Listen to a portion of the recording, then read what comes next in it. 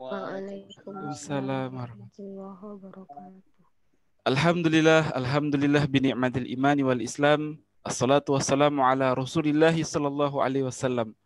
Assalamualaikum ya Rasulullah. Alhamdulillah Bapak Ibu yang dirahmati Allah, bagaimana kabarnya? Semoga Bapak Ibu semua berada dalam kondisi yang sehat walafiat ya, sehingga dapat mengikuti kelas kuliah ekonomi Islam kita pagi ini.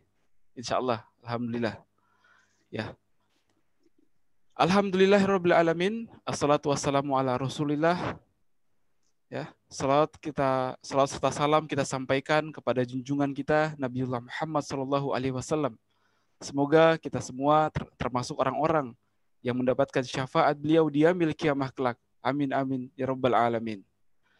Bapak Ibu yang dirahmati Allah, ahlan wa sahlan bihudurikum. Selamat datang kembali dalam kelas kuliah ekonomi Islam yang pada hari ini kita akan membahas tentang jenis kepemilikan dalam Islam bersama guru kita Al-Ustadz Fauzan Al-Banjari. Ya, kelas kuliah ekonomi Islam ini diselenggarakan oleh Majelis Iqtisadi wa Tijarah Syariah bekerjasama dengan Sekolah Bisnis Syariah. Mengawali kelas kita pada pagi hari ini, marilah kita sama-sama membuka dengan membaca basmalah. Bismillahirrahmanirrahim. Ya. Selanjutnya kita kita persilahkan kepada Ustadz untuk menyampaikan materinya. Ya. Assalamualaikum Ustadz. Ya. Waalaikumsalam warahmatullahi wabarakatuh. Alhamdulillah. Bagaimana kabarnya Ustadz? Sehat? Alhamdulillahirabbil alamin. Alhamdulillah. Ya baik, semoga Ustadz dan keluarga senantiasa mendapatkan pelindungan dari Allah Subhanahu wa taala. Ya. Amin amin ya rabbal alamin. Baik, langsung saja saya persilakan kepada Ustadz untuk menyampaikan materinya. Tafadhol Ustadz. Syukran jazakumullah khairan katsiran. Bismillahirrahmanirrahim. Assalamualaikum warahmatullahi wabarakatuh. Waalaikumsalam warahmatullahi wabarakatuh. Innal hamdalillah nahmaduhu wa nasta'inuhu wa nastaghfiruh wa na'udzu billahi min syururi anfusina wa min sayyiati a'malina. May yahdihillahu fala mudilla lahu wa may yudlil fala hadiya lahu. Asyhadu an la ilaha illallah wahdahu la syarika lahu wa asyhadu anna Muhammadan abduhu wa rasuluh. Allahumma shalli ala sayyidina wa habibina Muhammad wa ala alihi wa sahbihi ajma'in. Amma ba'd. Para peserta yang dirahmati Allah Subhanahu wa taala, Bapak Ibu, semoga selalu dalam perlindungan Allah Subhanahu wa taala dan dalam keberkahan serta dirahmati setiap aktivitas Bapak Ibu semua. Alhamdulillahirabbil alamin. Pada kesempatan pagi hari ini kita masih diberikan kesempatan kesehatan untuk bisa sama-sama belajar di dalam kuliah informal ekonomi Islam. Dan pada pagi hari ini kita memasuki pertemuan yang ke-9. Nah, Bapak Ibu yang dirahmati Allah Subhanahu wa taala, kesempatan pagi hari ini karena kita sudah masuk ke dalam pembahasan sistem ekonomi Islam setelah pada pertemuan ke-8 kemarin kita membahas tentang bangunan sistem ekonomi Islam. Nah, salah satu yang menjadi pilar di dalam bangunan ekonomi Islam itu adalah kepemilikan. Nah, oleh karena itu kita akan membahas apa saja yang menjadi jenis-jenis kepemilikan di dalam Islam lebih rinci. Ya. Kalau kemarin kita sudah sama-sama memahami bahwasanya konsep kepemilikan harta di dalam Islam itu bahwasanya seluruh harta yang ada di alam semesta ini itu adalah milik Allah Subhanahu wa taala. Kemudian Allah mengistikhlaf kepada kita semua sehingga harta itu sekarang ada di dalam kuasa manusia.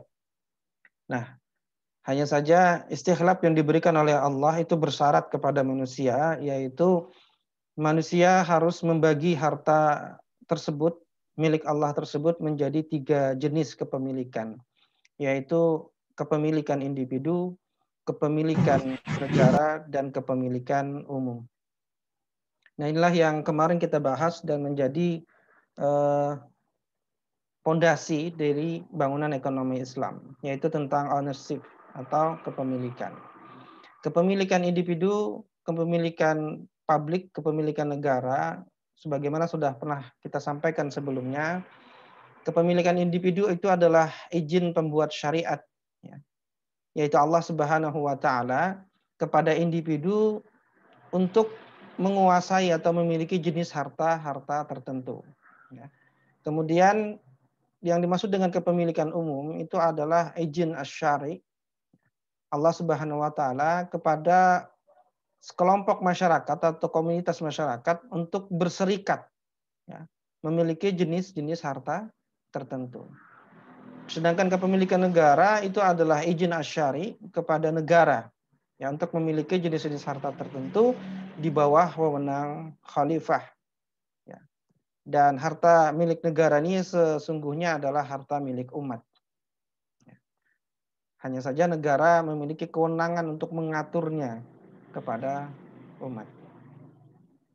Nah, Bapak, Ibu yang dirahmati Allah Subhanahu wa Ta'ala, kita akan masuk membahas apa saja yang dimaksud dengan harta-harta milik negara, milik umum, dan milik individu itu, ya. Kita mulai dengan kepemilikan umum terlebih dahulu. Karena ini lebih sedikit, ya. Kita mulai dari yang lebih sedikit.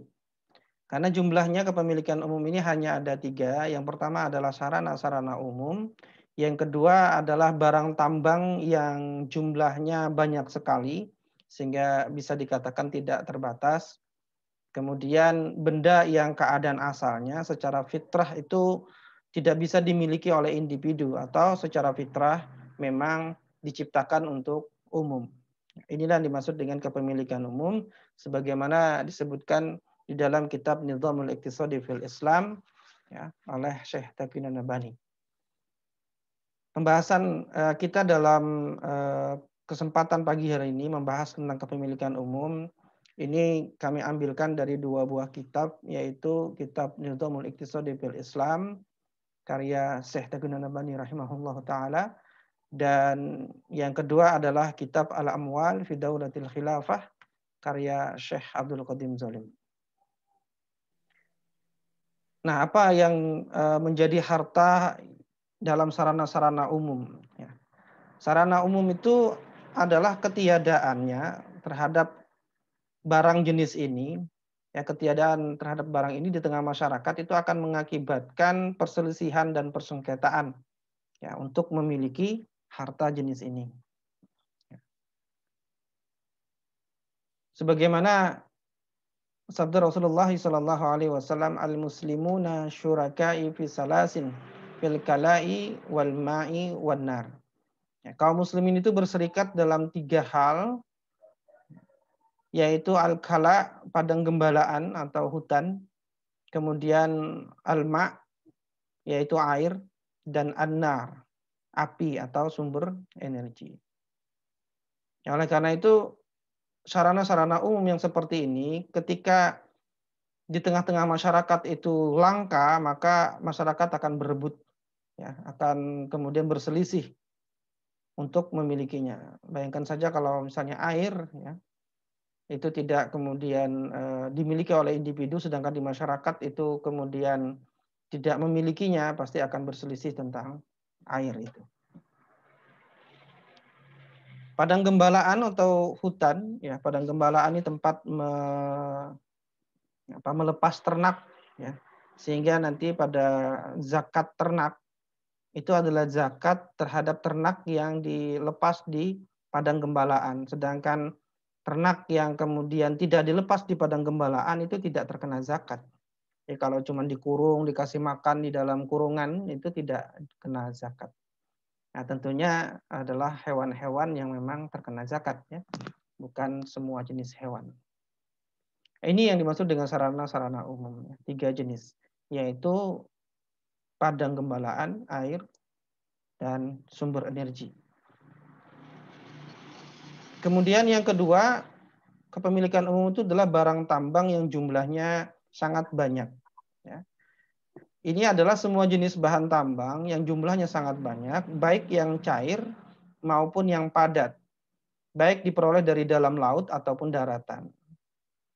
Jadi semua jenis barang tambang itu masuk ke dalam kepemilikan umum kalau jumlahnya itu banyak sekali. Ya, di Kalimantan ini banyak sekali batu bara. Batu bara di Sumatera banyak sekali batu bara gitu ya. Itu semua adalah barang tambang yang jumlahnya sangat banyak. Oleh karena itu milik umum. Tidak boleh dimiliki oleh swasta, tidak boleh dimiliki oleh baik itu individu ya, swasta dalam negeri ataupun swasta asing ataupun asing. Itu nggak boleh memiliki barang tambang yang jumlahnya sangat banyak itu. Nah, di antaranya adalah minyak bumi, ya, emas dan perak, besi, tembaga, dan lain-lain yang merupakan barang tambang. Dalilnya apa? Dalilnya adalah hadis Nabi Shallallahu Alaihi Wasallam yang cukup panjang, di mana Imam At-Tirmidzi meriwayatkan hadis dari Abiyad bin Hamal bahwa ia telah meminta kepada Rasulullah Shallallahu Alaihi Wasallam untuk dibolehkan mengelola sebuah tambang garam. Lalu Rasulullah Shallallahu Alaihi Wasallam memberikannya. Nah, setelah ia pergi, ada seseorang dalam majelis tersebut yang bertanya, wahai Rasulullah, tahukah engkau apa yang engkau berikan kepada orang itu? Sesungguhnya engkau telah memberikan sesuatu yang bagaikan air yang mengalir. Kemudian Rasulullah SAW menarik kembali tambang tersebut. Nah, dari dalil ini, dari hadis ini kita bisa memahami kalau jumlahnya itu sedikit, maka boleh dimiliki individu. Kalau jumlahnya sangat banyak tadi, maka tidak boleh dimiliki oleh individu. Ya. Karena Rasulullah asalnya memberikan tambang garam itu. Mungkin Rasulullah berpikir bahwasanya jumlahnya memang tidak banyak. Tapi ternyata sahabat menyatakan bahwasanya itu jumlahnya sangat banyak. Gitu. Ya. Bagaikan air yang mengalir. Berarti sangat banyak jumlahnya. Ya. Karena pertimbangan itulah kemudian Rasulullah Shallallahu Alaihi Wasallam menarik kembali tambang tersebut. Ini menunjukkan bahwasanya terkait dengan tambang garam ini yang dikiaskan kepada jenis tambang-tambang yang lain karena memang dia berbentuk tambang ya. Artinya diambil dari alam, baik di permukaan ataupun di dalam tanah. Itu tidak menjadi perbedaan. Oleh karena itu kalau jumlahnya sangat banyak, maka dia termasuk kepemilikan umum. Kemudian yang ketiga, itu adalah benda yang sifat pembentukannya itu secara fitrah asalnya itu memang untuk umum, bukan untuk individu. Ya. Misalnya seperti jalan raya. Jalan raya itu memang jalanan yang secara fitrahnya dimanfaatkan bersama. Ya, kalau itu dimiliki oleh swasta, maka pasti orang lain akan kesulitan ya, untuk melewati jalan tersebut. Nah, faktanya sekarang jalan raya pun jadi milik swasta. Ya, jalan tol itu kan milik swasta. Sehingga orang-orang yang melewati jalan itu akan dipalang oleh si pemilik jalanan. Ya. Nah, itu ada pintu tol kan? Nah, pintu itu adalah palang penghalang orang untuk lewat di jalan tersebut. Nah, palang inilah yang kemudian ketika orang ingin melewatinya harus bayar. Nah, itulah kalau jalan raya itu dimiliki oleh swasta atau individu. Itu pasti akan menyulitkan masyarakat. Ya. Rasulullah SAW bersabda, Mina adalah tempat bagi orang yang datang terlebih dahulu. Ya, Mina ini salah satu tempat di mana kita ketika melaksanakan haji, siapapun yang duluan datang ke Mina, maka dimanapun dia menempatkan tendanya, maka disitulah dia yang lebih dahulu kemudian boleh menempatinya. Itu menunjukkan bahwa Mina itu adalah tempat umum, tidak boleh dimiliki secara individu. Ya. Setelah selesai keperluannya di Mina, kemudian mereka harus pergi dari situ. Ya. Itu yang dimaksud dengan kepemilikan milik umum. Begitu juga dengan sungai. Kalau sungai itu kemudian dibikinkan pintunya, maka setiap kapal yang lewat juga harus bayar. Ya. Selat, laut, ya, rel kereta api. Rel kereta api ini juga adalah milik umum. Ya, karena rel kereta api ini dibuat melewati kepemilikan umum, tanah-tanah milik umum dan seterusnya. Ya. Kemudian lalu lintas udara ini juga milik umum. Ya, tanah-tanah umum, gunung, ya, itu semua adalah milik umum. Dan yang semisal dengan itu. Nah, inilah 3 jenis kepemilikan umum di dalam Islam. Ya.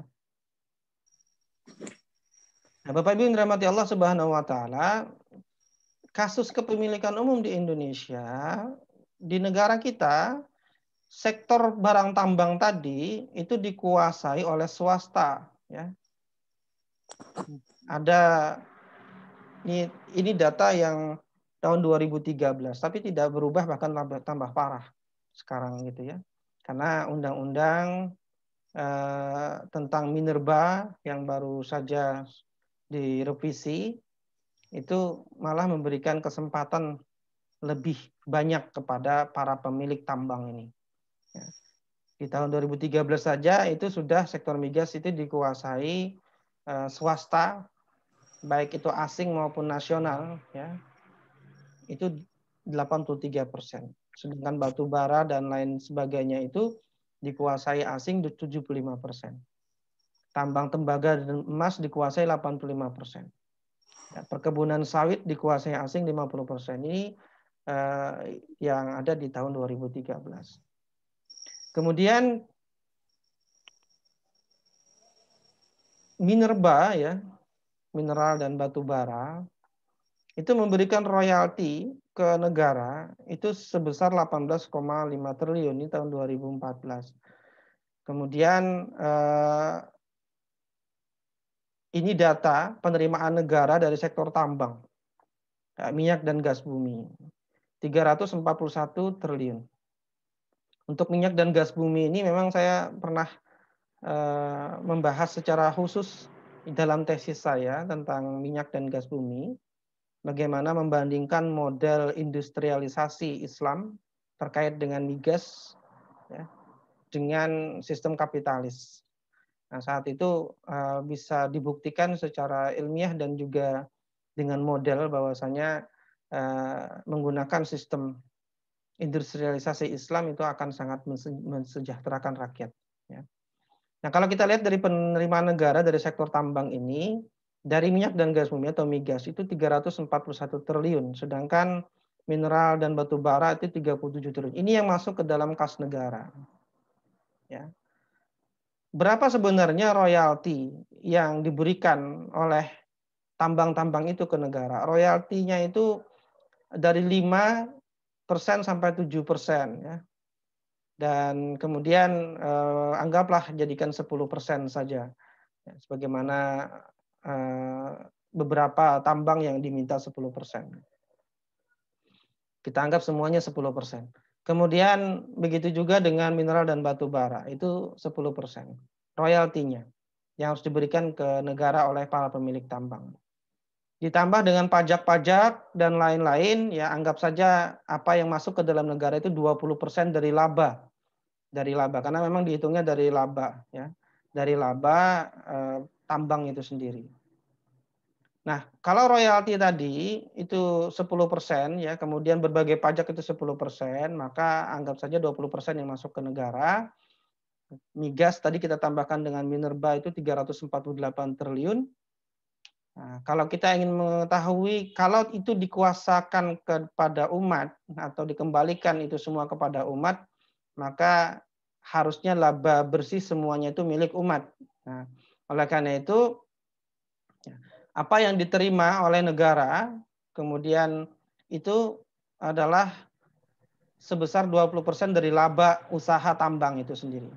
Nah, kalau usaha tambang itu adalah milik negara, maka laba usaha ini 100% untuk umat, kan begitu. Oleh karena itu kalau kita lihat, ya, dengan matematika sederhana, laba usaha itu berarti apa yang diperoleh oleh negara tadi, yaitu 348 triliun itu, kita bagi dengan 20%, maka kita akan mendapatkan angka 1.740 triliun. Ini baru dari migas dan minerba saja. Maka pemasukan negara itu sudah 1.740 triliun. Ini pun ya, nilai ini belum 100% dari pengusaha migas dan minerba yang membayar pajak ataupun royalti.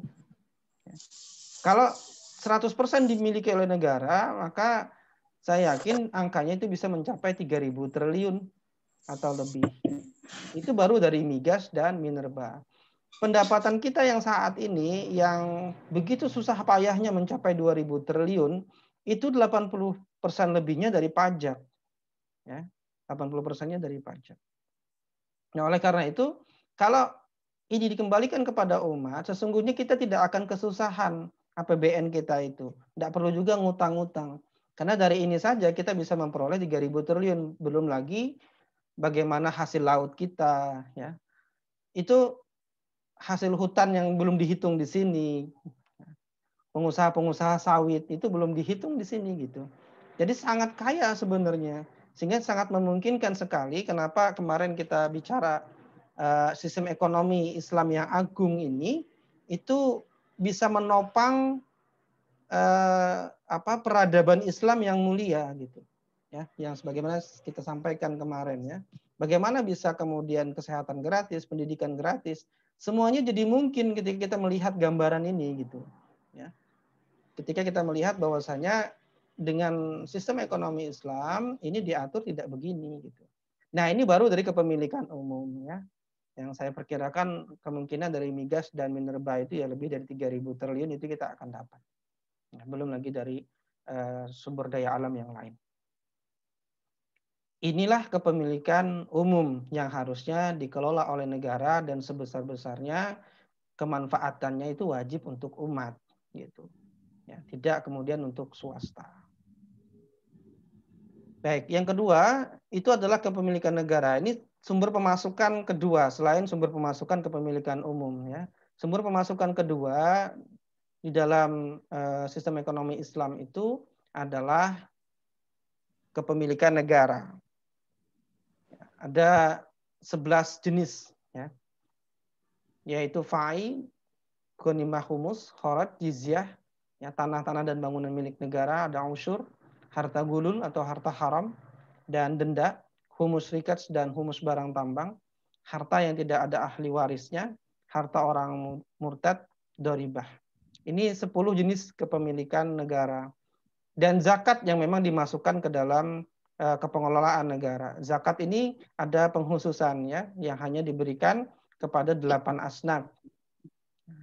Jadi selain kepemilikan umum, ada kepemilikan negara, yaitu fai, dan seterusnya ini. Nah, kita bahas ini secara cepat ya, karena kalau dibahas rinci panjang. Ya, kita akan bahas secara cepat saja. Nah, apa yang dimaksud dengan fai? Fai itu adalah segala sesuatu yang dikuasai oleh kaum muslimin dari harta orang kafir tanpa melalui peperangan. Ya, jadi tidak ketika diangkat senjata mereka sudah meninggalkan kampungnya, berarti tidak terjadi peperangan, maka apa yang mereka tinggalkan di kampung itu semuanya adalah fai namanya. Ya, bisa berupa uang, senjata, barang-barang, ya, perlengkapan, bahan pangan dan lain-lain. Dalilnya adalah Quran surah Al-Hasr ayat 6. Ya. Dan apa saja harta rampasan yang diberikan oleh Allah dan Rasul-Nya dari harta benda mereka, maka untuk mendapatkan kamu tidak mengerahkan seekor kuda pun dan tidak pula seekor unta. Artinya memang tidak terjadi peperangan. Tetapi Allah yang telah memberikan kekuasaan kepada Rasul-Nya terhadap siapa saja yang dikehendakinya dan Allah Maha Kuasa atas segala sesuatu. Ini adalah dalil tentang fai. Ya. Kemudian yang kedua, ghanimah. Ghanimah ini seperti fai, yaitu harta milik orang kafir yang terjadi peperangan seperti perang Ahzab, kemudian perang Badar ya, yang dimenangkan oleh kaum muslimin. Di sana ada ghanimah. Ya. Dalilnya adalah Quran surah Al-Anfal ya. Mereka bertanya kepada Muhammad tentang Al-Anfal, katakanlah bahwa Anfal itu milik Allah dan Rasul-Nya, maka bertakwalah kepada Allah dan perbaikilah hubungan di antara sesama, dan taatlah kepada Allah dan Rasul-Nya jika kalian benar-benar beriman. Ini adalah dalil tentang ghanimah atau Anfal. Kemudian humus ghanimah. Ini adalah 1/5 yang dikhususkan ya, diambil dari harta ghanimah. Dalilnya adalah Quran surah Al-Anfal ayat 41. Dan ketahuilah sesungguhnya ghanimah yang kalian peroleh dari sesuatu, maka seperlimanya untuk Allah, Rasul dan kerabat Rasul, anak-anak yatim dan orang miskin. Ya, ini saat ini kalau daulah khilafah tegak, maka humus ghanimah ini penggunaannya diserahkan kepada khalifah. Ya, sebab sebagaimana yang dilakukan oleh para sahabat khulafaur rasyidin. Ya, setelah Rasul wafat, humus ghanimah itu kemudian sesuai dengan istihad khalifah. Kemudian ada kharaj ya, yang diambil atas tanah kharajiyah. Besarnya kharaj merupakan wewenang khalifah dengan pertimbangan luas tanahnya, ya, jumlah atau jenis tanamannya, dan kadar hasil panennya. Jadi tanah kharijiyah yang ditanami itu nanti harus dikeluarkan kharaj, baik ditanami oleh muslim ataupun ditanami oleh orang kafir. Ya. Nah, kharaj akan dipungut setiap tahun pada waktu yang sudah disesuaikan. Ya, besarnya bisa berubah-ubah. Tanah kharijiyah itu adalah tanah yang ditaklukkan melalui peperangan. Indonesia ini bukan tanah kharijiyah, tapi tanah usyriyah. Jadi Asia, ya, Asia Tenggara, kemudian Indonesia itu tidak masuk ke dalam tanah kharijiyah yang tidak ditaklukkan melalui peperangan, tapi melalui dakwah, sehingga dia dinamakan tanah usyriyah. Oleh karena itu di Indonesia kalau bercocok tanam itu tidak akan dipungut kharaj, ya, tapi akan dipungut zakat saja, ya, zakat pertanian. Kalau yang ditanam itu adalah tanaman-tanaman yang kena zakat. Ya. Jadi tanah kharijiyah, tanah kharijiyah.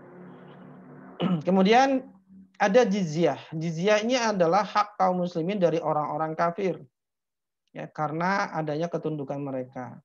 Jadi warga negara Islam itu nanti akan terdiri tidak hanya muslim kan, sebagaimana Madinah.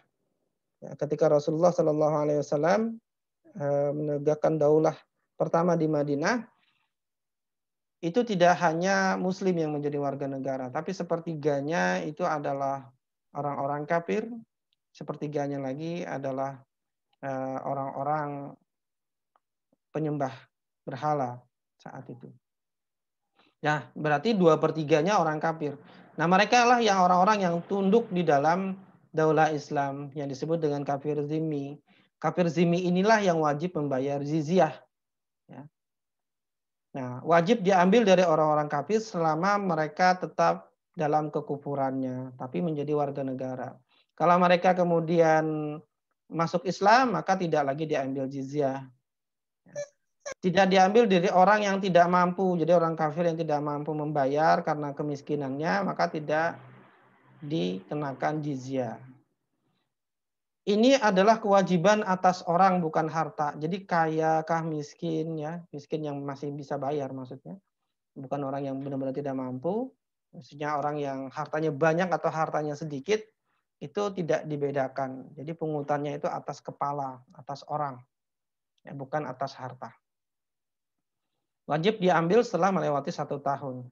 Besarannya sesuai dengan istihad khalifah.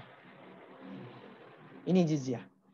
Kemudian tanah dan bangunan milik negara. Di kelompoknya ada 3 jenis. Di padang pasir, gunung, pantai, tanah mati yang tidak ada pemiliknya. Nah, ini adalah milik negara. Tanah endapan sungai. Ini juga awalnya mungkin sungai itu besar gitu ya. Kemudian karena banyak membawa ini, kemudian menjadi surut, sehingga di sekitarnya itu ada tanah-tanah endapan, itu adalah milik negara.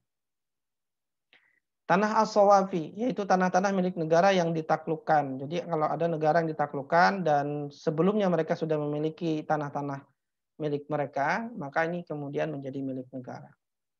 Atau tanah-tanah milik penguasanya yang sudah ditaklukkan, atau tanah milik panglima perang atau pejabat-pejabatnya. Ya, itu semua akan menjadi tanah milik negara. Kemudian barang-barang bangunan milik negara yang ditaklukkan. Kemudian ada usyur komoditas. Ini adalah harta yang dipungut dari barang dagangan yang melewati perbatasan negara. Ya, komoditas dipungut dari barang dagangan orang kafir harbi sebagai perlakuan yang seimbang. Jadi kalau barang kita keluar negeri itu mereka pungut, maka barang mereka pun akan kita pungut secara seimbang. Kalau mereka tidak memungut, bisa jadi kita juga tidak memungutnya. Bisa juga dipungut dari barang dagangan kafir zimmi dengan jumlah yang disepakati dengan mereka. Ya. Kenapa? Ya karena ini masih bagian dari fai kaum muslimin. Sehingga nanti akan disimpan di bagian fai dan kharaj di dalam baitul mal. Nah, jumlah pungutannya juga berdasarkan ijtihad khalifah. Kemudian ada harta gulul atau harta haram. Ya, harta-harta haram kalau sekarang kan kita bingung tuh kalau ada harta haram ini saya pernah menerima suap misalnya. Ini dikemanakan ini? Nah, kalau ada daulah nanti dikasihkan ke daulah. Ya, dibersihkan. Di antara dari harta gulul itu adalah suap atau riswah kepada para pejabat atau pegawai negara, hadiah atau hibah yang diberikan kepada pejabat atau pegawai negara, ya, harta yang diperoleh dengan kekuasaan, ya, dengan kesewenang-wenangan dan tekanan kekuasaan. Kemudian hasil makelaran dan komisi para pejabat dan pegawai negara. Jadi nggak boleh ya para pejabat dan pegawai negara itu kemudian memakelari hal-hal yang terkait dengan kedudukannya sebagai pejabat dan pegawai negara. Misalnya ada orang yang memiliki barang-barang untuk kemudian digunakan oleh daulah, nah, dia kemudian memakelari itu. Ya, ada logistik yang dibutuhkan oleh daulah, dia makelari itu nggak boleh, haram. Ya, itu samsarah atau amulah komisi. Ya, para pejabat dan pegawai negara. Ini semua, ya, juga korupsi, ikhtilasat ini semua akan masuk ke dalam baitul mal sebagai harta gulul atau harta haram. Jadi suap, riswah, ya, ini harta haram. Para pelakunya ini kemudian akan ditakjir. Harta yang diperoleh dengan kesewenang-wenangan ini akan dikembalikan kepada pemiliknya yang diambil hartanya. Kecuali sudah tidak bisa ditemukan lagi pemiliknya, maka kemudian masuk ke dalam kas negara. Ya, begitu juga dengan yang lainnya, begitu juga dengan korupsi. Itu akan dikembalikan kepada yang seharusnya. Nah, hasil makelaran juga begitu. Nah, ini adalah transaksi haram yang tidak boleh dilakukan. Kemudian ada denda al-gharamat. Ini adalah takzir hukuman dari negara berupa pembayaran harta sejumlah tertentu yang dijatuhkan negara kepada orang-orang misalnya yang tidak membayar pajak zakat, ya, atau melanggar undang-undang atau peraturan administrasi atau hal-hal lainnya yang ditetapkan negara, termasuk juga terhadap mereka yang mampu muslim dan sedang ditetapkan kewajiban pajak, kemudian mereka tidak mau, maka mereka didenda. Dalilnya adalah siapa saja yang membayar zakat untanya dengan patuh akan menerima imbalan pahalanya.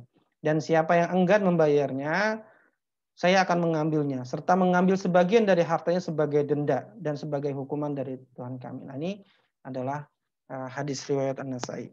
Jika seseorang mengambil buah-buahan di kebun sekedar untuk dimakan karena lapar, maka tidak ada hukuman.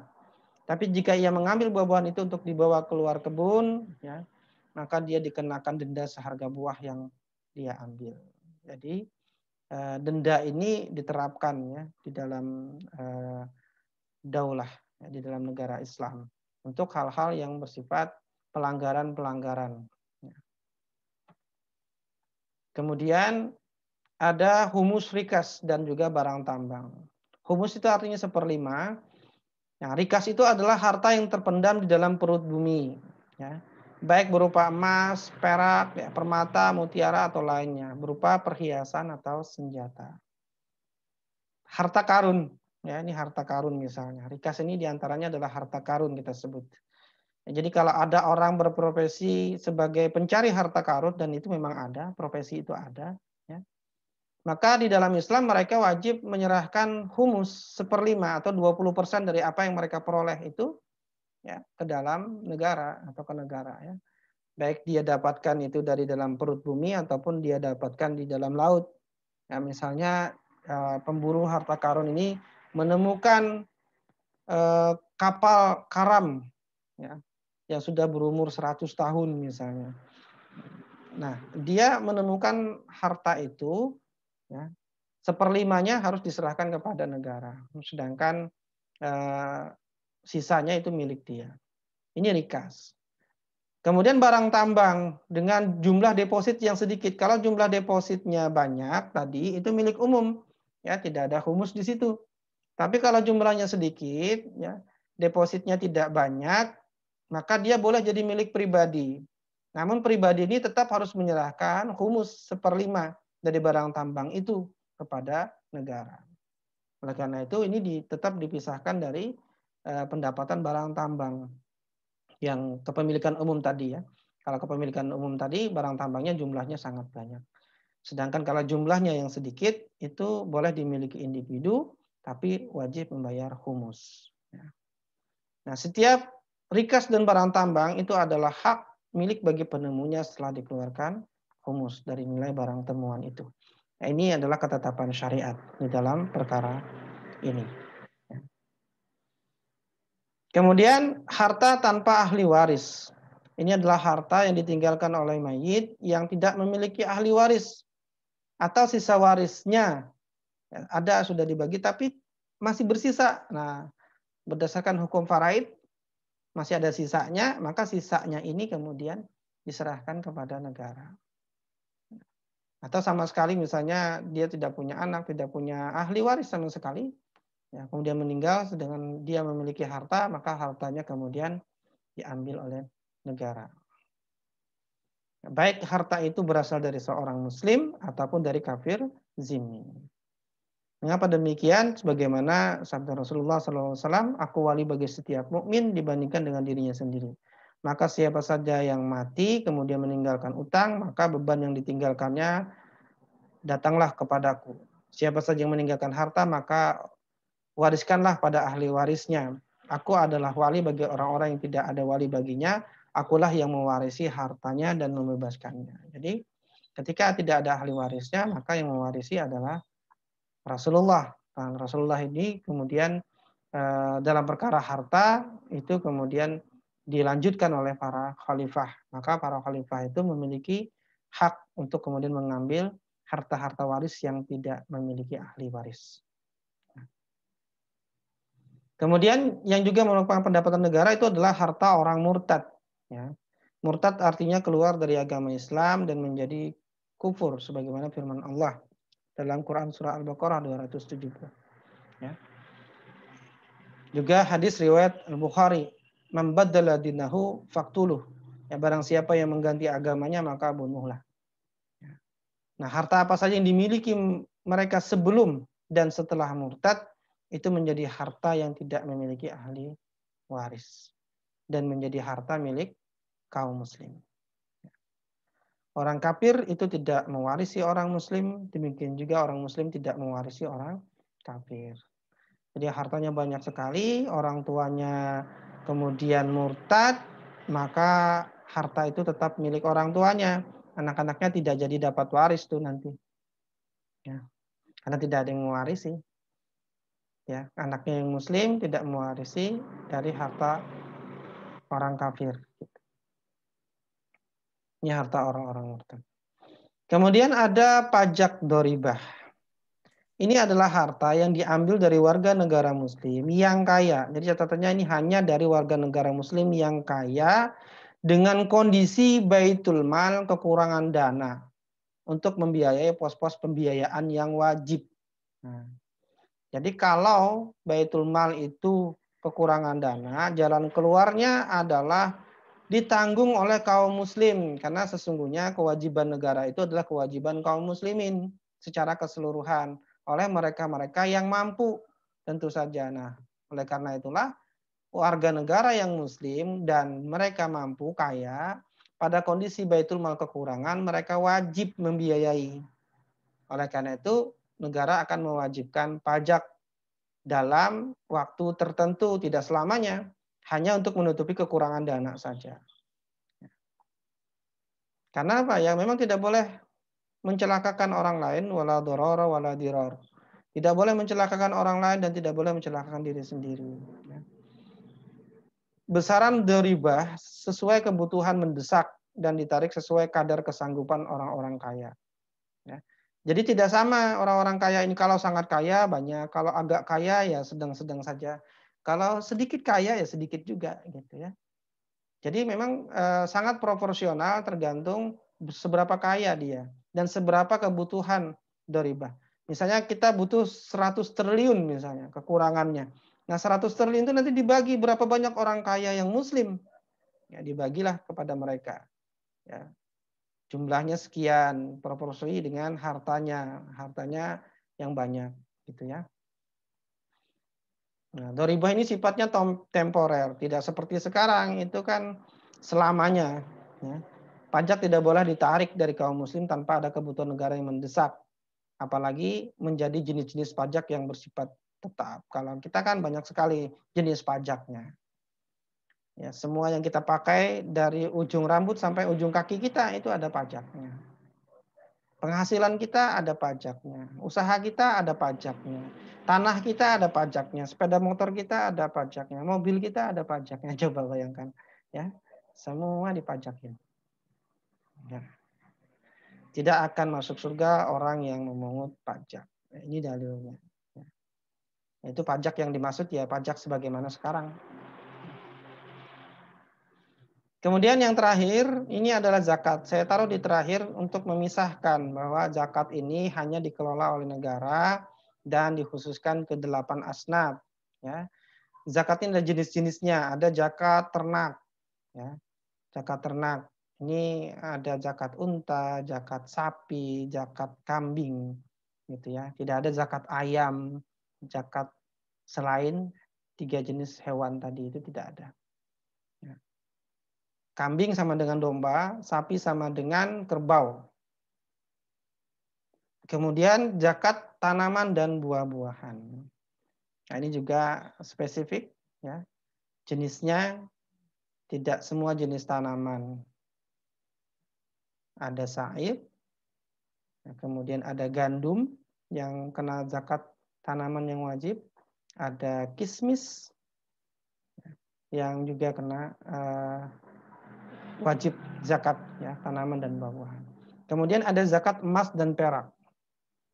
Dan ada zakat perdagangan. Nah, inilah jenis-jenis zakat yang nanti akan masuk ke dalam Baitul Mal dan akan diberikan ke 8 asnaf khusus. Jadi benar-benar itu akan terpenuhi kebutuhan 8 asnaf karena sumber zakatnya banyak. Sumber zakatnya banyak dan tidak akan mengganggu keuangan negara yang lain karena memang khusus. Ya. Nah, demikianlah harta kepemilikan negara. Ya. Kemudian yang ketiga itu adalah kepemilikan individu atau private ownership. Apa saja jenis-jenisnya? Jenisnya tentu saja sisanya. Ya. Jadi semua jenis harta selain harta kepemilikan umum yang 3 jenis itu dan harta kepemilikan negara yang tadi 10 jenis itu dan juga zakat, maka selain itu maka itu adalah milik individu. Maka silahkan saja kemudian melakukan usaha, bekerja, ya segiat-giatnya dalam harta-harta jenis individu itu. Ya. Yang diatur oleh Islam adalah terkait dengan cara kepemilikannya. Oleh karena itu ada hukum sebab-sebab kepemilikan, asbabut tamaluk di dalam Islam, yang insya Allah akan kita bahas karena cukup banyak, ya akan kita bahas dalam pertemuan selanjutnya tentang kepemilikan individu. Kita akan membahas hukum kepemilikan individu atau asbabut tamaluk. Demikian apa yang kami sampaikan pada kesempatan pagi hari ini. Ya. Selanjutnya kami kembalikan kepada Mas Sakti. Tafadhol.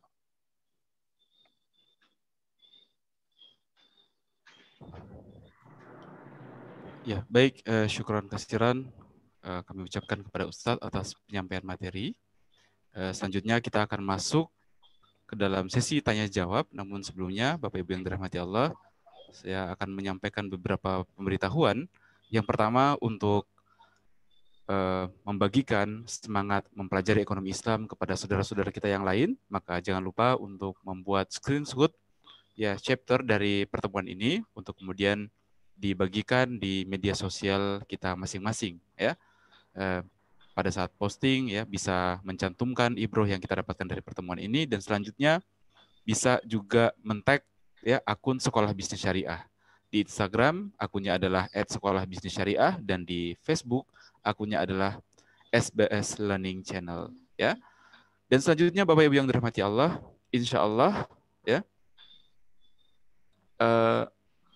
bahwa pemberitahuan selanjutnya Majelis Iqtisadi wa Tijarah Syariah insya Allah pada tahun 2021 akan membuka kajian menghatamkan kitab bersama Ustadz ya Kiai Haji Muhammad Siddiq Al-Jawi ya.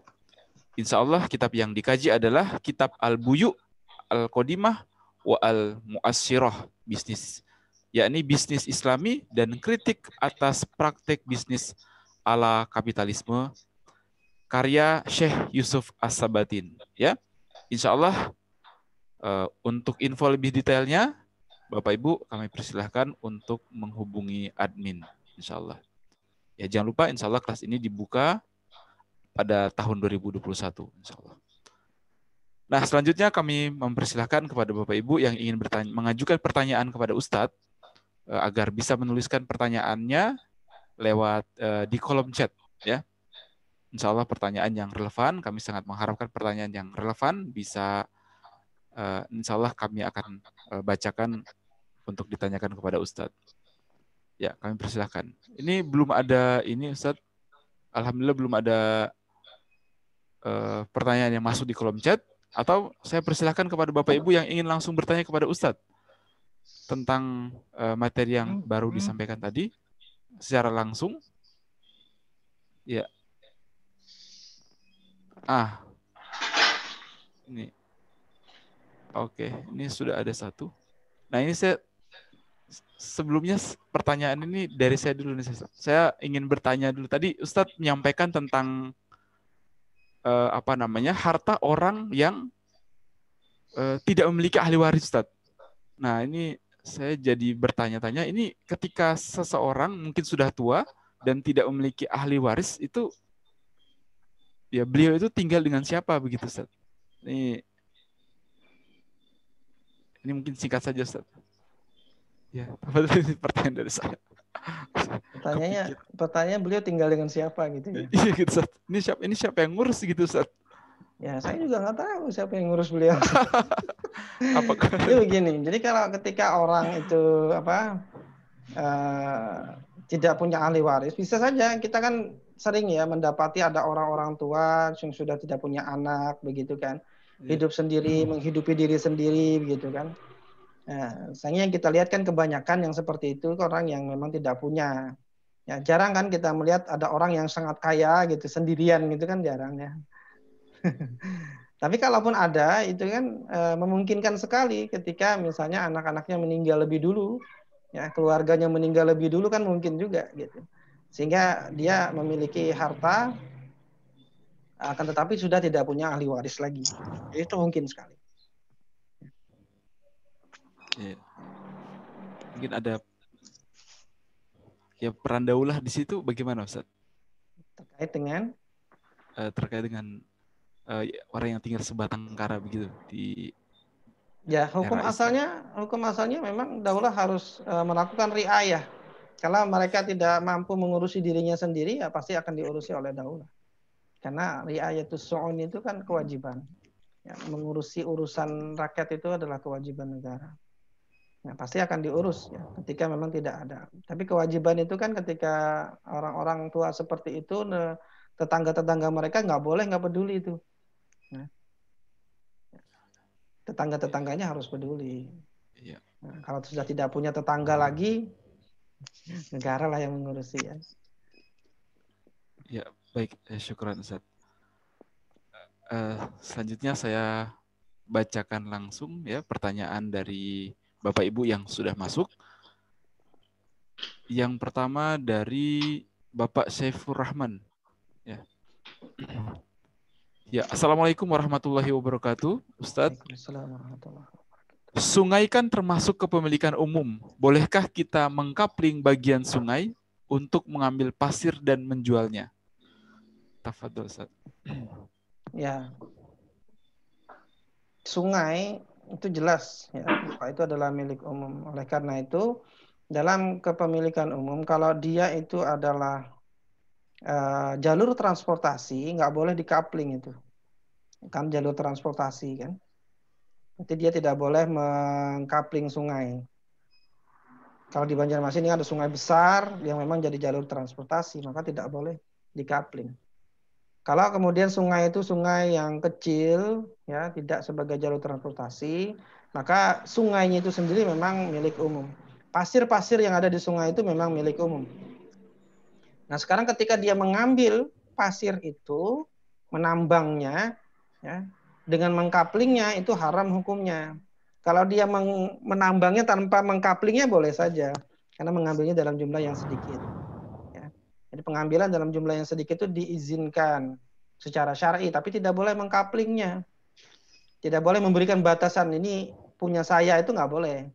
Ya, itu sebagaimana hukumnya ketika kita ke hutan menebang pohon, ya mengambil kayunya, kemudian kita jadikan bahan untuk kemudian kayu bakar misalnya seperti itu. Itu tidak boleh kemudian kita mengkapling wilayahnya. Pokoknya ini 100 meter persegi punya saya, itu nggak boleh. Jadi siapapun boleh mengambil di situ juga gitu. Tidak boleh menghalangi orang lain. Itulah makna kepemilikan umum. Nah, kalau itu mengakibatkan perselisihan, maka disitulah peran negara. Oleh karena itu negara boleh saja kemudian melarang orang-orang untuk mengambil pasir ya di sungai itu boleh. Ya, kenapa? Ya karena itu memang milik umum, negara yang akan mengelolanya ya melalui wali-walinya atau amil-amilnya di daerah tersebut. Begitu juga misalnya emas ya kan banyak orang menambang emas secara tradisional gitu.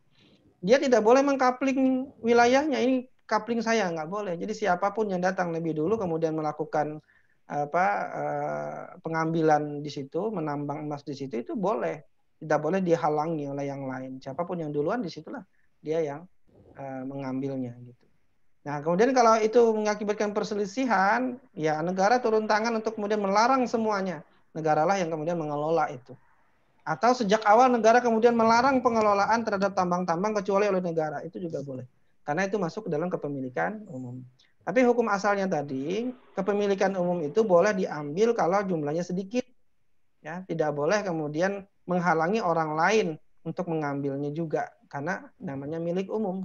Maka bisa digunakan secara umum. Mereka berserikat di sana. Artinya bersama-sama. Yang namanya bersama-sama itu kan nggak boleh ngapling-ngapling. Ya, kan namanya berserikat. Nah, demikian.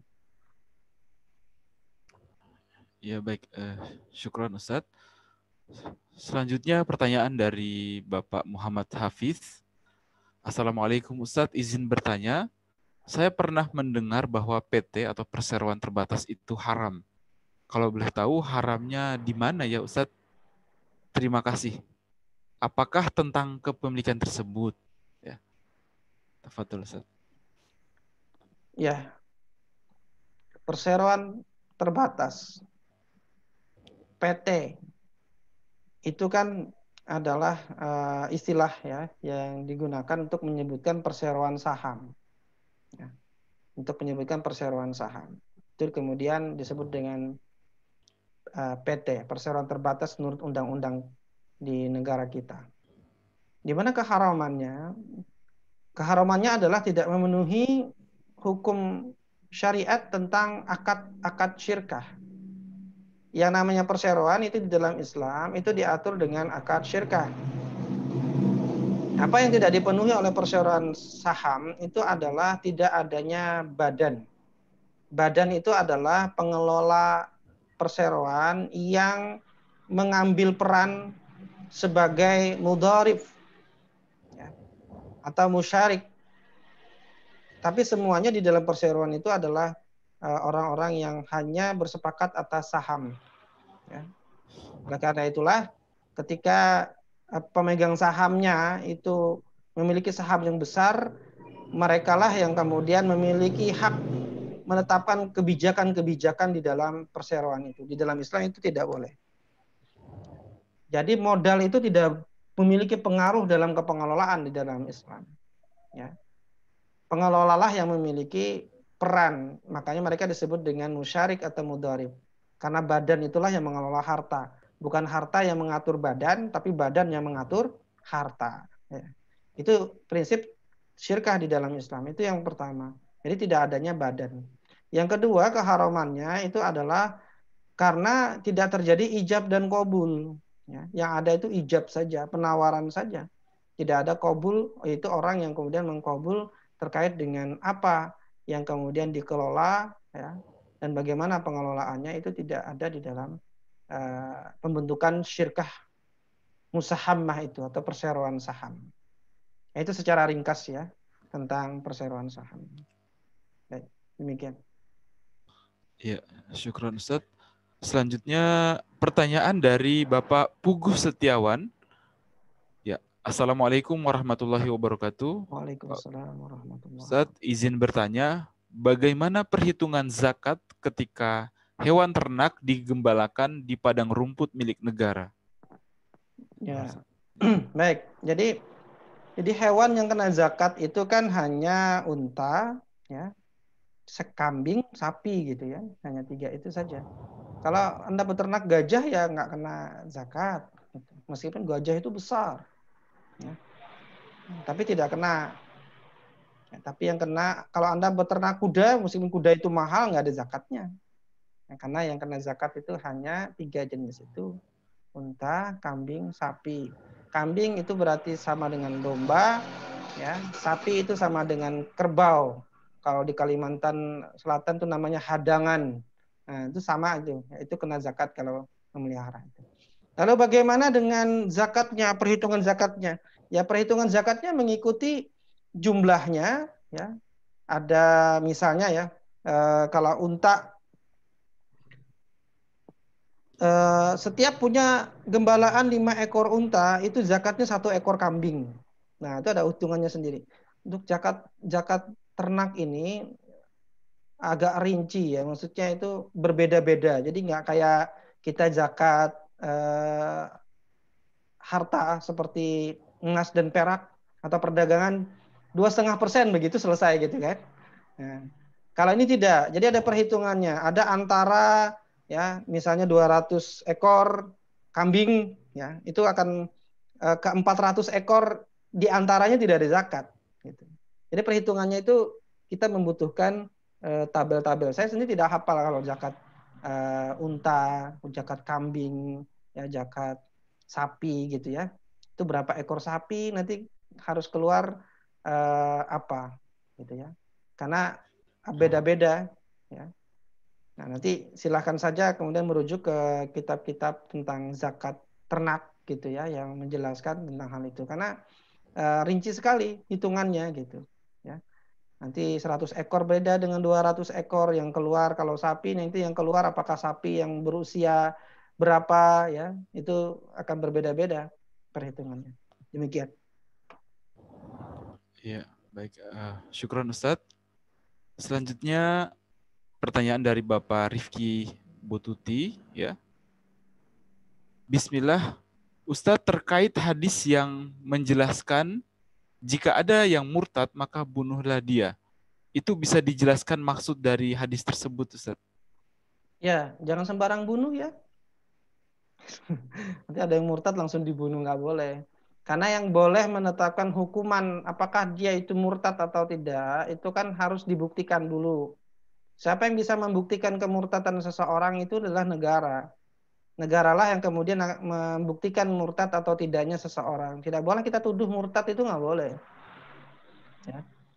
Karena itu harus dipastikan. Meskipun dia mengatakan dengan mulutnya aku keluar dari Islam, itu belum dikatakan murtad sampai negara kemudian memastikan. Apa yang dipastikan oleh negara? Orang itu akan dipanggil, orang itu akan ditanyain apakah benar-benar keluar dari Islam dan tahu konsekuensinya keluar dari Islam.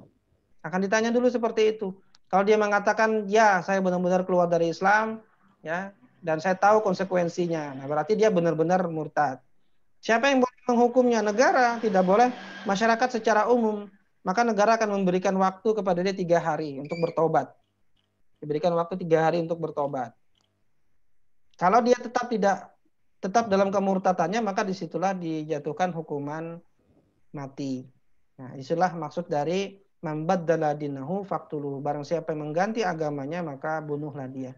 Bunuh ini adalah perintah ya kepada negara, bukan perintah kepada personal ataupun muslim secara individu ataupun secara jamaah, itu tidak boleh. Semua hukum tentang hukum hudud, jinayat, ya, kisos, ya, rajam, itu tidak boleh dilakukan individu ataupun oleh kelompok, itu nggak boleh, haram hukumnya. Ya, karena taklifnya, perintah untuk melaksanakannya itu adalah kepada khalifah, pemimpin, bukan kepada jamaah, bukan kepada individu. Nah, jadi hadis itu adalah perintah kepada khalifah untuk melaksanakannya, bukan kepada individu. Nah, kalau sekarang tidak ada khalifahnya, orang murtad nggak boleh kita datangi terus kita bunuh. Ya, itu haram dalam Islam. Kenapa? Karena kita tidak ditaklif oleh Allah untuk melaksanakan hukumannya. Begitu juga kalau ada orang zina, itu tidak boleh kita rajam. Kenapa? Karena kita tidak ditaklif oleh Allah melaksanakan hukumannya. Ya, dan seterusnya ya, terkait dengan hudud dan jinayah. Demikian. Allah a'lam. Ya, syukron, jazakallah Ustaz. Selanjutnya pertanyaan dari Ibu Uci Siregar. Assalamualaikum Ustaz. Apakah benar Indonesia atau negeri muslim tidak memiliki teknologi canggih untuk mengelola sumber tambang sehingga menjadi alasan negara untuk memberikan pengelolaan sumber tambang tersebut kepada negara asing? Tafadhol Ustaz. Nah, ini adalah sesat pikir tentang teknologi. Teknologi tambang itu teknologi yang sudah biasa. Ya. Bahkan ahli-ahli tambang Indonesia itu banyak bekerja di luar negeri. Ya. Saya punya saudara sepupu, ya, dia itu ahli di bidang tambang ini. Ya. Kerjanya di mana? Ya, kerjanya malah tidak di kita, tapi di Uni Emirat Arab sana kerjanya. Gitu. Artinya ahli-ahli di bidang tambang ini itu sudah banyak dan teknologinya itu sangat sudah bisa dikerjakan oleh semua negara sebenarnya. Ya. Nah, kalaupun misalnya, dan ini tidak sebenarnya, kalaupun misalnya teknologinya itu membutuhkan teknologi tinggi, tidak juga kemudian harus diserahkan kepada asing.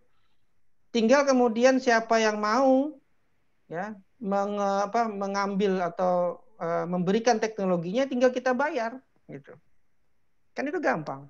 Dan orang-orang di luar itu, teknologi itu sebenarnya bukan milik negara, tapi milik swasta, milik individu-individu yang memiliki kemampuan mengolah ya teknologi-teknologi itu. Sehingga mereka itu bisa dibeli teknologinya.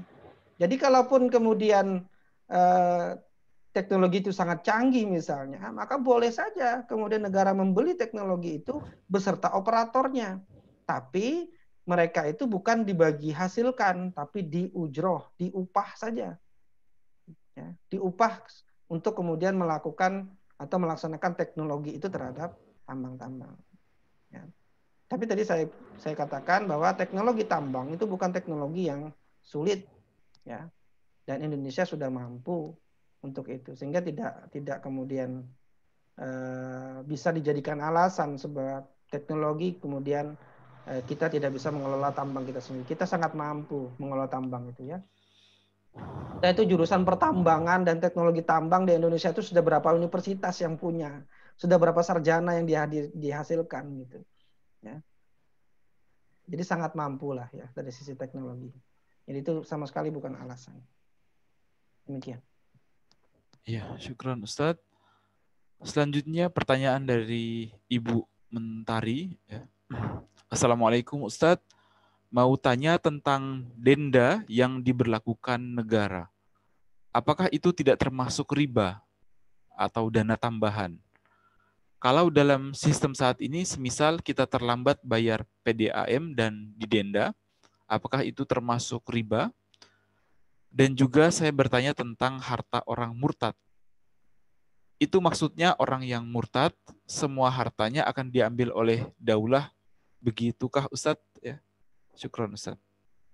Ya, jadi denda al-gharamat, denda itu di dalam Islam bukan otomatis haram ya. Jadi denda itu yang haram itu adalah kalau transaksinya itu pada utang, qard dan dain. Ya. Qard itu pinjaman, itu tidak boleh kemudian ada denda di dalamnya. Ataupun dain yang terjadi karena jual beli, misalnya orang itu jadi memiliki utang karena jual belinya misalnya jual beli kredit. Nah, kalau ditetapkan denda atasnya, maka itu menjadi haram. Kenapa? Karena memang ada dalilnya gitu ya. Kullu qardin dara manfa'ah fahuwa riba. Setiap qard, setiap pinjaman, setiap utang yang mengambil manfaat, maka dia menjadi riba. Nah, itu jelas dalilnya. Sedangkan pada selain qard, selain utang, denda itu boleh diberlakukan. Sebagaimana pada akad ijarah misalnya. Ya, pada akad ijarah, yaitu akad mempekerjakan. Ketika kita mempekerjakan pekerja kita dan pekerja kita tuh melakukan one prestasi, ya, dibuat kesepakatan siapa saja yang melanggar ya ketentuan dan melanggar kemudian menjadi one prestasi di dalam kegiatan pekerjaannya itu, maka dia didenda misalnya, ya. Maka itu boleh denda karena dendanya itu atas dasar akad ijarah bukan akad qard gitu, bukan akad utang tapi akadnya adalah akad kerja. Jadi boleh saja kita mendenda orang yang melanggar kesepakatan kerja ya.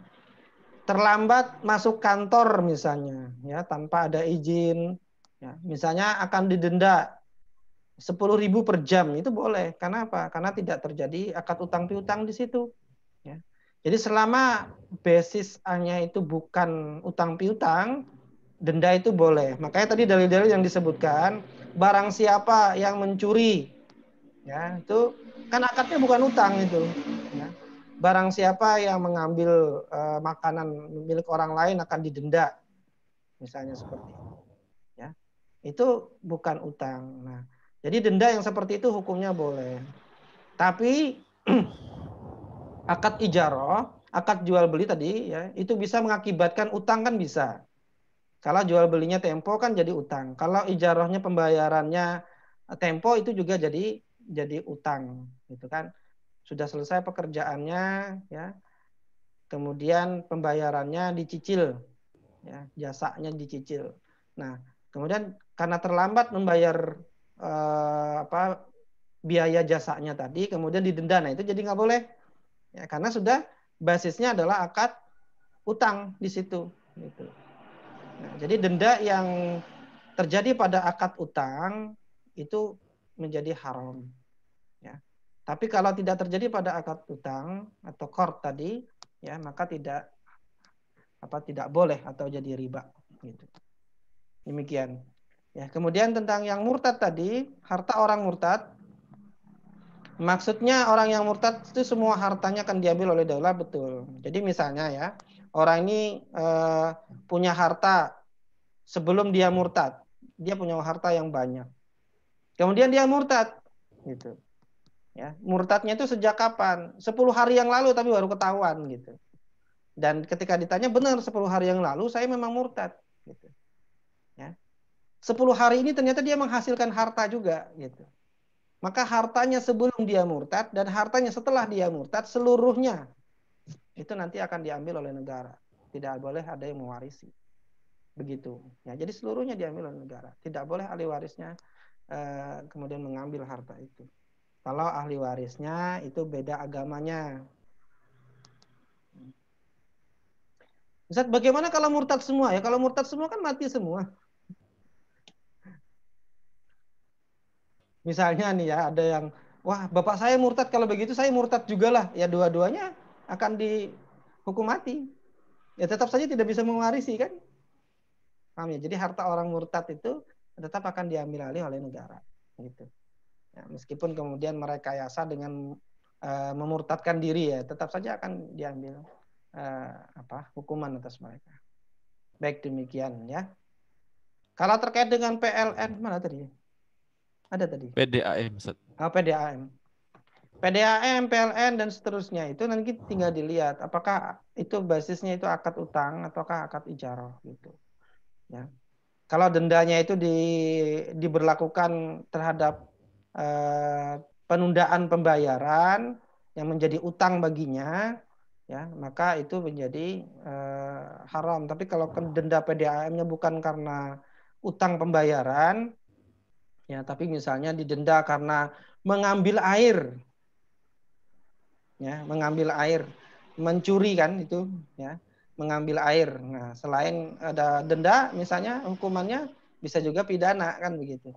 Tapi denda juga boleh diberlakukan ya ketika orang itu kemudian mengambil air. Sebagaimana juga orang mencuri listrik, ya kabelnya dikaitkan langsung gitu ya tanpa melewati itu. Nah maka itu akadnya berarti kepada akad ijarah dendanya. Tapi kalau utang pembayaran yang kemudian dikenakan denda, maka itu menjadi riba. Ya. Demikian. Mudah-mudahan jelas. Baik, syukron Ustaz. Selanjutnya pertanyaan dari Bapak Syaifur Rahman. Ini pertanyaan kedua Ustaz dari beliau ini. Masih ada kaitan dengan sungai, termasuk pantai, jika dikuasai seseorang untuk dijadikan tempat wisata dan dijadikan komersial. Bagaimana hukumnya, Ustaz?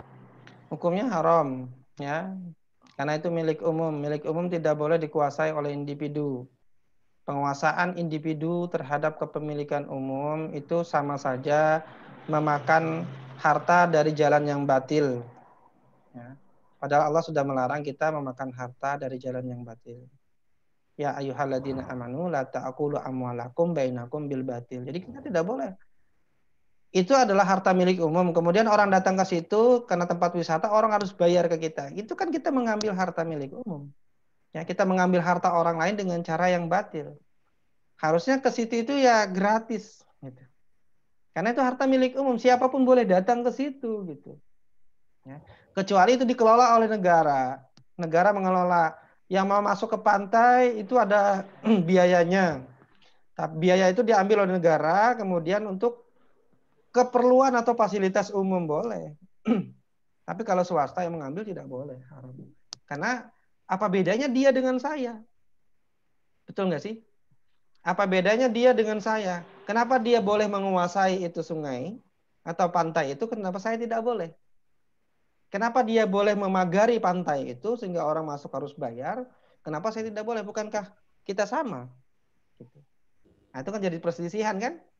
Nah, kalau dalam kapitalis, ya dia boleh karena dia bayar ke kami. Itu berarti kan hukumnya sudah hukum bebas kan gitu. Nah, siapa yang mampu, dia yang memiliki kan itu. Nah, sedangkan dalam Islam tadi sudah mengatur kepemilikan.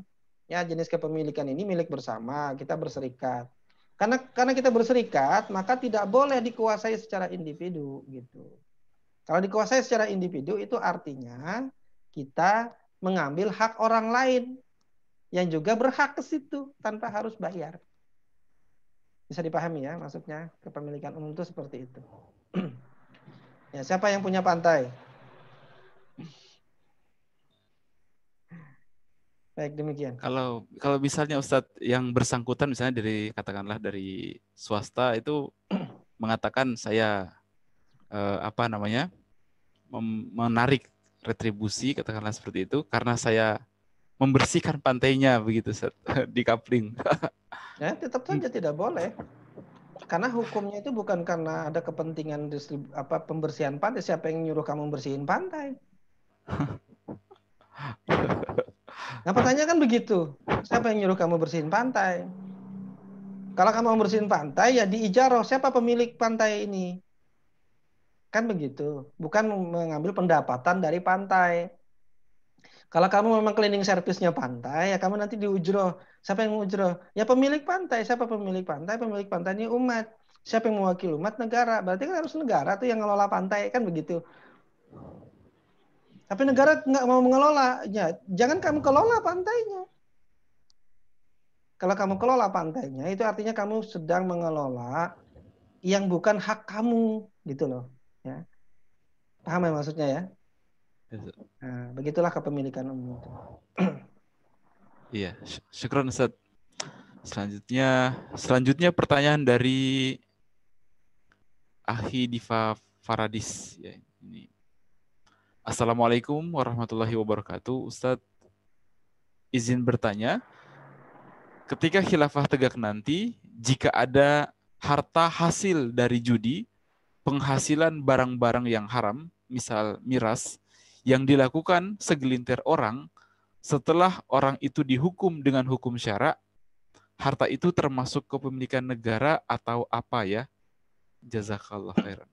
Ya, itu usaha-usaha yang haram, kemudian perbuatan-perbuatan haram terkait dengan harta, itu nanti akan dikembalikan kepada mereka yang diambil hartanya, harus dikembalikan selama masih ada orangnya. Ya. Kalau tidak, maka harta-harta itu akan kemudian dikuasai oleh negara. Kalau penjualan miras itu kan pasti sudah terjadi pertukaran harta. Ya, dia jual miras kan sudah dinikmati orang gitu ya. Nah, maka harta yang dia hasilkan itu adalah harta milik negara. Ya. Maka dia harus menutup usahanya itu. Gitu. Ya, harus menutup usahanya itu. Ya. Kemudian harta yang dihasilkan oleh usahanya itu diambil oleh negara. Keuntungannya itu diambil oleh negara.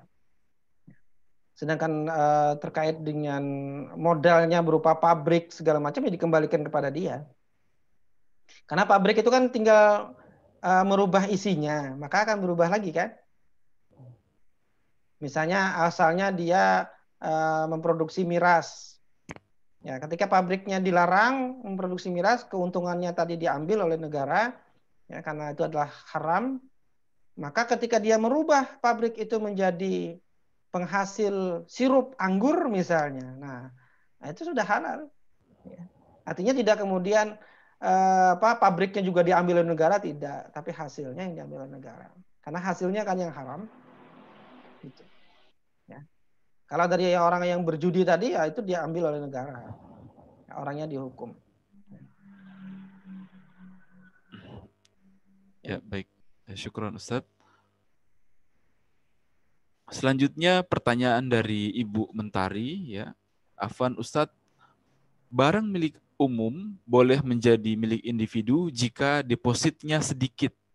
Batas yang dikatakan deposit sedikit itu berapa ya Ustadz? Misalnya, ya, ada orang menambang emas. Di belakang rumahnya, dia gali-gali ketemu gitu. Wah, ini serbuk-serbuk emas ini. Nah, ternyata serbuk emas itu hanya segitu saja gitu. Ya. Nggak banyak. Bukan seperti di Freeport. Nah, itu banyak sekali. Ya, setiap galian tanahnya itu sudah mengandung emas dan itu bergunung-gunung kan gitu. Nah, itu yang banyak. Tapi kalau cuman di rumahnya segitu saja, ya ukuran segitu, tidak banyak ya seperti yang hadis tadi mengatakan, tidak seperti air mengalir, artinya sangat terbatas jumlahnya gitu. Maka dia boleh mengambilnya. Oleh karena itu ketika ada yang menemukan tambang, maka negara harus turun tangan untuk melihat apakah tambang ini boleh dia miliki secara individu atau dia tidak boleh miliki secara individu gitu. Nanti negara yang akan mengukur banyak atau sedikitnya itu. Ya. Nah, oleh karena itu batasan tadi banyak atau sedikit itu memang menjadi sesuatu yang menjadi keputusan daulah yang akan menetapkan jumlahnya. Berapa metrik ton misalnya gitu ya. Atau berapa ton yang dikatakan sedikit tapi nanti akan jadi istihadnya khalifah untuk menetapkan jumlah itu. Ya. Berdasarkan hadis-hadis yang bicara tentang tambang. Ya. Yang tadi dikatakan seperti air mengalir. Nah, kalau minyak bumi kita gitu ya, itu memang sudah luar biasa banyaknya. Bisa sampai berapa ratus tahun baru habis disedot kan begitu. Nah, itu namanya seperti air mengalir. Kalau seperti air mengalir itu bukankah air mengalir juga ada batasnya kan? Gitu ya. Nah, artinya yang dimaksud itu adalah banyak sekali. Nah, bagaimana banyaknya dalam ukuran itu memang tidak ada kitab yang membahas tentang itu. Ya, karena nanti dikembalikan kepada ijtihadnya khalifah. Selama yang saya pelajari tidak ada kitab yang membahas tentang jumlah yang dikatakan sedikit maupun yang dikatakan banyak. Kalau yang ditanyakan itu adalah jumlahnya, ya. Kalau dikatakan itu jumlah ukuran berapa tonnya itu nggak ada, ya nggak ada. Saya belum pernah baca. Demikian. Allah a'lam bishawab. Iya, baik, syukron Ustadz. Selanjutnya pertanyaan dari Bapak Sofi Amhar. Assalamualaikum Ustadz. Ada sebagian kalangan menyatakan bahwa fakta tambang garam yang ditarik kembali oleh Rasulullah adalah tambang gunung. Ya. Tambang Ya, gunung. tidak bisa juga dikatakan itu tambang gunung, ya. Karena apa? Di dalam hadisnya tidak menunjukkan ilat itu. Tidak menunjukkan ilat bahwa ini tidak ada usaha atau ada usaha, ya. Dalilnya itu menunjukkan tidak ada takyid di situ kecuali takyidnya dari sisi jumlah yang sangat banyak. Nah, oleh karena itu ya kita kembali kepada kaidah usul fikih. Para ulama itu kembali kepada kaidah usul fikih. Al-am ya baqa ala umumihi malam yarid dalilu taksis. Yang umum itu akan tetap pada keumuman sampai ada dalil yang mengkhususkan. Oh ini khusus tambang gunung. Nggak ada dalil lain yang mengkhususkan bahwa ini khusus tambang gunung gitu. Tambang garam yang di gunung. Ya, itu tidak. Jadi tidak ada yang begitu gitu. Ya, penjelasan dalil itu tidak seperti itu. Nah, oleh karena itu maka dia tetap berlaku kepada keumumannya. Tetap berlaku kepada kemutlakannya, ya tidak ditakyid, tidak dibatasi oleh apakah itu gunung ataukah itu laut, ya. Karena memang dalilnya tidak bicara seperti itu. Yang ada di dalam dalil itu adalah terkait jumlahnya, bukan terkait dengan kondisinya itu di gunung atau bukan. Gitu. Itu kan menunjukkan bahwa Rasulullah SAW itu tidak mengetahui apa sih tambang yang mau diambil, itu yang diminta itu tambang yang mana, itu kan sebenarnya Rasul tidak tahu, ya kan? Ketika sahabat mengatakan tambang itu seperti air yang mengalir, baru tahu Rasulullah tambangnya seperti air. Berarti jumlahnya itulah yang menjadi batasan, ya, tambang itu. Bukan masalah di mana letaknya. Ya. Jadi bukan masalah di mana letaknya. Nah, jadi kalau kemudian itu yang dijadikan batasan, itu harus mendatangkan dalil tentang itu. Kan tidak ada dalilnya tentang itu. Bahwa itu harus kalau dengan usaha maka tidak jadi milik umum, ya tidak begitu. Karena tidak ada dalil yang begitu. Demikian. Ya, Allah. Ya, baik. Syukron Ustaz. Selanjutnya pertanyaan dari Ibu Nila Ummu Hansa. Ya. Afan Ustadz tanya mengenai tanah. Di dalam khilafah, tanah kan merupakan kepemilikan umum. Siapa saja yang menghidupkan tanah mati, dia berhak atas tanah tersebut. Dan jika tidak, tanah tersebut akan menjadi milik negara.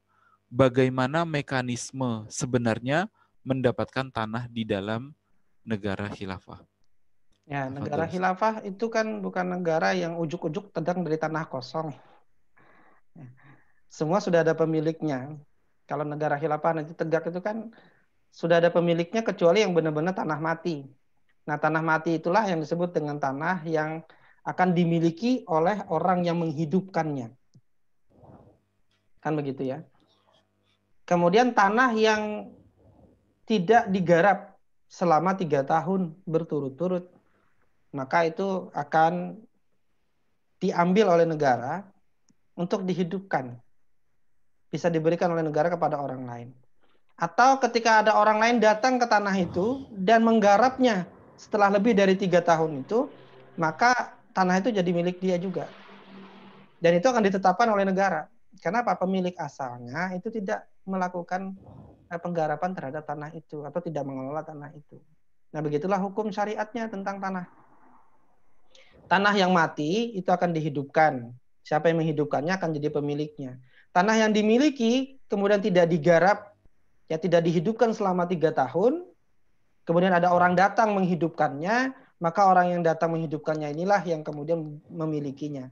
Begitu seterusnya, kalau orang yang datang ini kemudian tidak bisa lagi mengelolanya sampai 3 tahun, ada orang lagi yang datang, maka orang yang datang itulah yang jadi pemiliknya. Nah, maka negara akan menetapkan kepemilikan tanah itu kepada orang yang datang itu. Maka di dalam Islam tidak akan ada tanah yang kemudian tidak produktif, ya. Jadi tuan tanah yang kemudian tanahnya terbengkalai, tidak ada yang mengelola, sedangkan para petani kesulitan punya tanah, padahal mereka mau bekerja. Gitu. Nah, Islam mengatur persoalan tanah itu seperti itu. Nah, bagaimana skemanya? Ya skemanya seperti itu. Tanah mati dihidupkan jadi milik kamu, tanah milik kamu nggak kamu kelola 3 tahun, ada yang mengelola, milik orang lain yang mengelola. Negara akan menetapkan begitu dan seterusnya. Atau ketika tidak ada orang yang datang ke situ, maka negara mengambil alihnya dan memberikannya kepada orang yang mau mengelolanya. Demikian pengaturannya di dalam. Ya, baik. Syukron Ustadz. Selanjutnya pertanyaan terakhir dari Bapak Ali Tanjung Balai. Assalamualaikum Ustadz. Bagaimana hukum bersyirkah lahan pertanian? Ada pemodal yang punya tanah mempekerjakan orang, kemudian hasilnya dibagi. Tafadhol Ustaz. Ya, syirkah dalam lahan pertanian itu hukumnya haram, tidak boleh. Saya sudah bahas di kajian kita, nanti bisa dilihat ya di YouTube-nya MIT tentang bagi hasil lahan pertanian. Ya. Muzaraah dalam lahan pertanian yaitu bagi hasil di mana orang kita modali dan dia menanami kemudian mengelola dan bagi hasil itu haram. Yang boleh adalah kalau kita sudah punya tanamannya, tanaman yang punya pokok, bukan tanaman padi bukan, tapi tanaman yang punya batang pohon. Kita punya kebun rambutan misalnya, ya namanya musaqqat. Kita punya kebun rambutan, ada orang yang kita pekerjakan. Untuk apa? Ya itu tadi menyirami, ya kemudian membersihkan, memelihara lah kebun rambutan kita itu atau kebun durian kita misalnya. Kemudian ketika panen dibagi hasil dengan dia, maka itu boleh. Ya ini namanya musaqqat, boleh. Tapi kalau kemudian dari tidak ada, ya dari tidak ada tanamannya, kemudian kita modali, dia yang bekerja, menanami dan seterusnya, itu haram. Nggak boleh. Kenapa? Karena dalil-dalilnya menyebutkan keharaman terkait dengan bagi hasil lahan pertanian kecuali musaqqat tadi. Ada dalil yang mengecualikan ya, tentang musaqqat, yaitu yang memelihara kebun. Ya. Tapi bukan padi, bukan gandum, bukan. Tapi tanaman yang memiliki batang pohon yang menghasilkan buahnya atau daunnya atau bunganya. Kebun mawar misalnya. Nah, mawar itu kan yang diambil adalah bunganya. Nah, itu boleh bagi hasil untuk kebun mawar. Kebun anggur misalnya atau tadi kebun karet misalnya, boleh. Musaqqat di situ boleh. Ya, yang tidak boleh adalah dari menanami ya kemudian bagi hasil, itu tidak boleh. Ya, nanti bisa dilihat ya di YouTube kita. Demikian. Oh. Ya baik Ustaz. Afwan Ustaz, ini terkait dengan hal ini seringkali pertanyaan sebagian kaum muslimin itu membedakan antara pertanian dan perkebunan Ustaz. Ini apakah kemudian termasuk perkebunan juga atau pertanian saja atau kemudian yang biasa sering disebut dengan tumbuhan lunak gitu Ustaz? Ya, di dalam Islam tidak dibedakan, yaitu tanah untuk bercocok tanam kalau dalam Islam. Mau ditanami dengan tumbuhan lunak atau tumbuhan tidak lunak ya terserah saja. Ya, jadi begitu hukumnya. Tapi yang dibedakan itu tadi ya, terkait dengan bagi hasil syirkah itu hanya pada musaqqat, yaitu pada tanaman-tanaman yang sudah ada. Ya, tanaman-tanaman yang sudah ada yang kemudian kita kelola dan hasilnya itu bukan seperti padi. Padi itu kan panen habis kan. Yes. Artinya sampai ke akar-akarnya diambil kan gitu. Ya. Artinya dia kan tidak akan menghasilkan lagi setelah panen, kan dia tidak akan menghasilkan lagi. Sedangkan pada musakot itu adalah yang dia itu akan terus-menerus menghasilkan gitu. Ada musimnya menghasilkan atau tanpa musim. Kayak bunga mawar ya dia akan terus berbunga terus gitu kan. Nah, itu maksudnya begitu. Bukan tanaman-tanaman yang kemudian temporer, selesai tanam lagi gitu. Ya bukan begitu. Ya yang seperti itu yang tidak boleh dalam bagi hasilnya. Ya, nanti silakan disimak kembali pembahasan kami tentang bagi hasil lahan pertanian ya. Di sana sudah dijelaskan cukup rinci terkait dengan pembahasan itu. Ya, baik, syukran Ustadz. Alhamdulillah karena waktu kita juga sudah habis ya. Saya persilakan kepada Ustadz untuk memberikan closing statement atas pertemuan kita pada pagi hari ini. Tafadhol Ustadz. Baik, ini yang hal yang penting ya, salah satu pondasi dari sistem ekonomi Islam itu adalah jenis kepemilikan. Dengan membagi jenis kepemilikan inilah kemudian harta-harta itu bisa dinikmati oleh seluruh umat manusia ya, secara adil.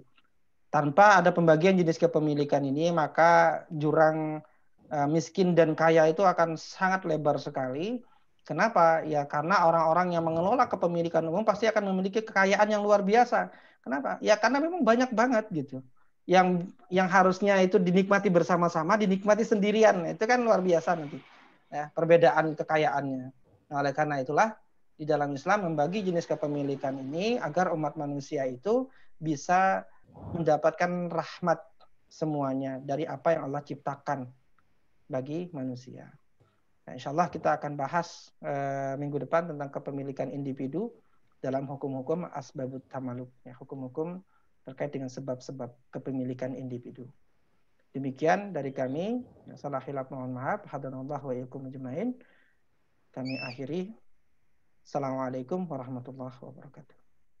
Iya. Waalaikumsalam warahmatullahi wabarakatuh. Ya, syukron kasiron jazakallah kepada Ustadz atas penyampaian ilmunya kepada kita pada pagi hari ini di kelas kuliah ekonomi Islam. Semoga ilmu ini bermanfaat bagi kita semua. Alhamdulillah. Bapak Ibu yang dirahmati Allah, demikian pertemuan kita pada pagi hari ini tentang jenis-jenis kepemilikan di dalam Islam. Dan saya mengucapkan terima kasih atas perhatian Bapak Ibu semuanya. Jangan lupa untuk tetap ya kembali dalam kuliah ekonomi Islam kita setiap hari Jumat pukul 06.00 waktu Indonesia Barat ya. Jangan lupa pula untuk kemudian ya mengunjungi ya situs channel YouTube Sekolah Bisnis Syariah di channel SBS Learning Channel. Saya melihat banyak sekali yang sudah diposting di sana insya Allah. Ya, mari kita tutup pertemuan kita dengan membaca doa kafaratul majlis. Subhanaka Allahumma wa bihamdika asyhadu alla ilaha illa anta astaghfiruka wa atubu ilaih. Wassalamualaikum warahmatullahi wabarakatuh. Waalaikumsalam. Waalaikumsalam warahmatullahi wabarakatuh.